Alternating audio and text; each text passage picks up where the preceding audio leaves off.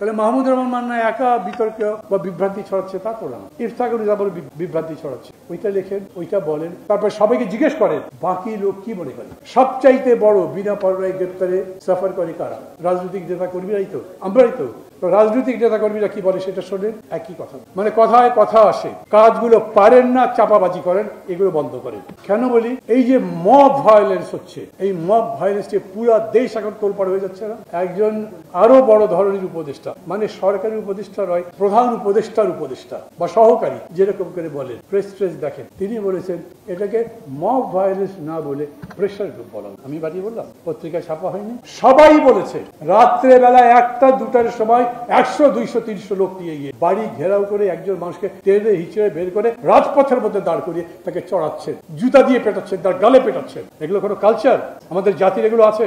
একটা অন্যায় যদি সে করে, নিশ্চয়ই যাকে ধরেছিল সেই প্রধান নির্বাচন কমিশনার আমাদের দেশের নির্বাচন ব্যবস্থাটা ধ্বংস করে দিয়ে, বিচার করে পারলে ফাঁসি দেন, বিচার করে পারলে তাকে দৌড়া মারেন, আরো কোনো শাস্তি দেওয়ার মতো তাকে দেন। কিন্তু কিছু কিছু লোক গিয়ে বাড়িতে হামলা করবে। গতকাল হামিম গ্রুপের চেয়ারম্যান একে আজাদের বাড়িতে অনেকে গিয়ে বাড়িটাই রেখে ভেঙে দিয়েছে, আমি ছবি দেখি নাই। তো এই বাড়ি ভাঙার কালচার যদি চলতে থাকে তাহলে দেশে গণতন্ত্র হবে কিরকম করে? এইরকম অনেক ঘটনাই ঘটছে। একটা থানাতে 2 জনকে গ্রেপ্তার করে আনছে, পাটগ্রামের ব্যাপার দেখেছেন না? তারপরে শত শত লোক গিয়ে সেই থানা ঘেরাও করে তাকে ছাড়িয়ে নিয়ে গেছে। আমি মানি আমাদের দেশের পুলিশগুলো বজ্জাত, এখনো টাকা পয়সা যেইখানে যেভাবে পাওয়া যায় ডান হাতে বাম হাতে খাওয়ার চেষ্টা করছে। বন্ধ করেন। পুলিশের নির্যাতন সারা দেশে চলে, করতে পেরেছেন?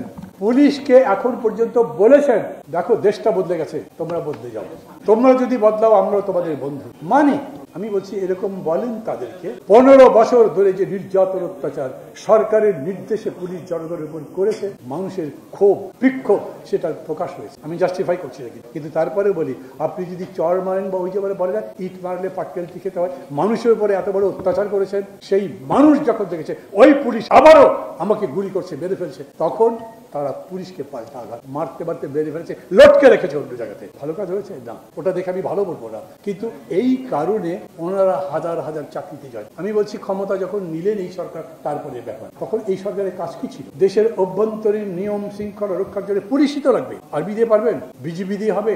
র্যাব দিয়ে হবে? অর্থাৎ পুলিশকে ডেকে বলেন যারা যারা এই ধরনের অন্যায় তোমরা করেছো, মানুষকে বিনা বিচারে হত্যা করেছো, গুম খুন করেছো, ওদের বিচার করবো। ওইটা তো ছাড়া যাবে না। কিন্তু তাছাড়া তোমাদের সম্পূর্ণ সিকিউরিটি আমরা দিচ্ছি, তোমরা কাজ করো, সামনে ভোট হতে হবে, সেই ভোট ঠিক মতো করতে হবে। কই দুইবার প্রধান উপদেষ্টা বসছেন তাদের সঙ্গে, এরকম কথা তো বলেননি। পুলিশের একটা আইজি বদলে দিলেন, তাতেই সবকিছু হয়ে যাবে?